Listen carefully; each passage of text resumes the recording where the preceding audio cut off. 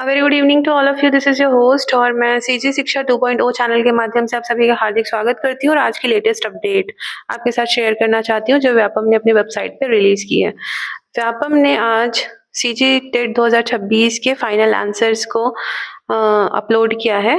आप चाहें तो जाके चेक कर सकते हैं और 1 फरवरी से ही जिन लोगों ने परीक्षा दी थी, जिन परीक्षार्थियों ने इस परीक्षा को दे रखा है और जिस हिसाब से क्वेश्चन पेपर का मोड था और टफनेस थी, उसको देखते हुए हर कोई यही चाह रहा था कि व्यापम जल्द से जल्द मॉडल आंसर्स रिलीज करे, क्योंकि व्यापम के ही जो आंसर्स होंगे वही हमारे फाइनल आंसर्स कंसीडर किए जाएंगे।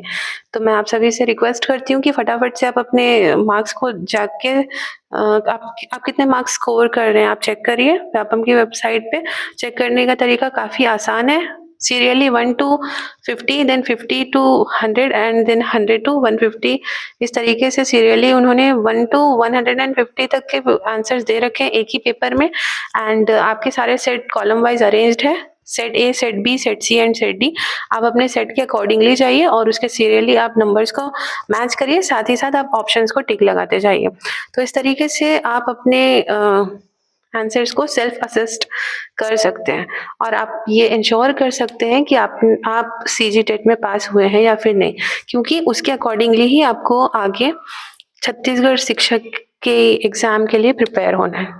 जनरल के लिए और मतलब अनारक्षित के लिए ये जो अनारक्षित श्रेणी के लिए ये जो मार्क्स होने वाले थे वो 150 का 60% था। दैट मीन्स 90 मार्क्स अगर जो भी कैंडिडेट स्कोर करता है जो रिजर्व कैटेगरी में नहीं आते हैं तो वो क्वालिफाई है सीजी टेट और वो एलिजिबल है छत्तीसगढ़ टीचर के लिए, जो वैकेंसी अभी आने वाली है जिसका नोटिफिकेशन रिलीज होने को है, क्लियर नोटिफिकेशन रिलीज होने को है।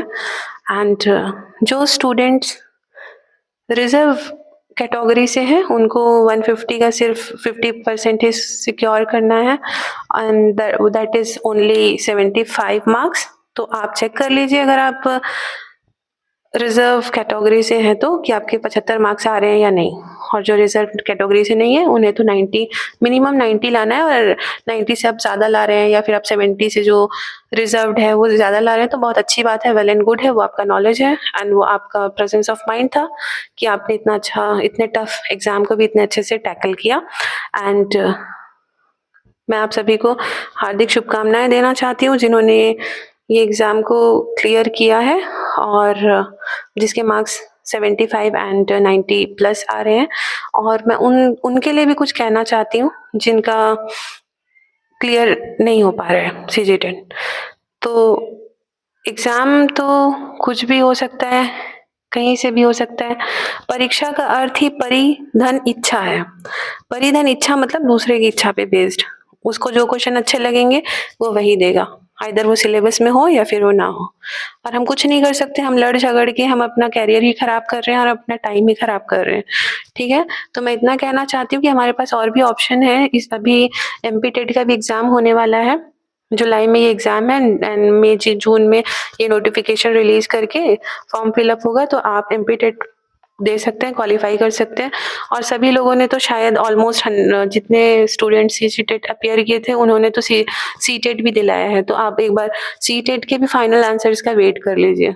हो सकता है कि जिन बच्चों का सीजी टेट क्लियर नहीं हो रहा है उनका शायद सी टेट क्लियर हो रहा हो। तो अगर आप आइदर सीजी टेट या फिर आप सी टेट दोनों में से कुछ भी क्लियर कर लेते हैं अभी 26 का, तो आप 26 की वैकेंसी के लिए एलिजिबल रहेंगे। और मैं चाहती हूँ कि आप अपनी तैयारी दुगुनी कर दें, दुगुनी स्पीड से एंड दुगुनी टफनेस के साथ करें।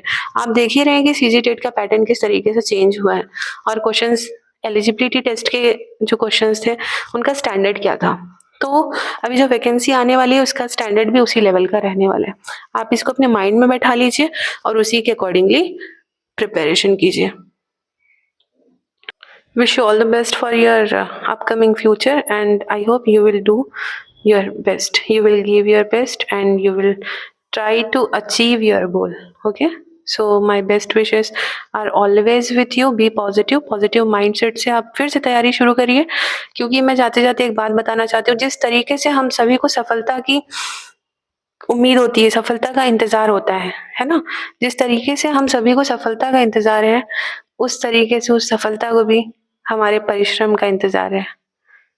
आप समझ रहे हैं ना? जिस तरीके से हमें सफलता का इंतज़ार है, उसी तरीके से उस सफलता को हमारे परिश्रम की आवश्यकता है।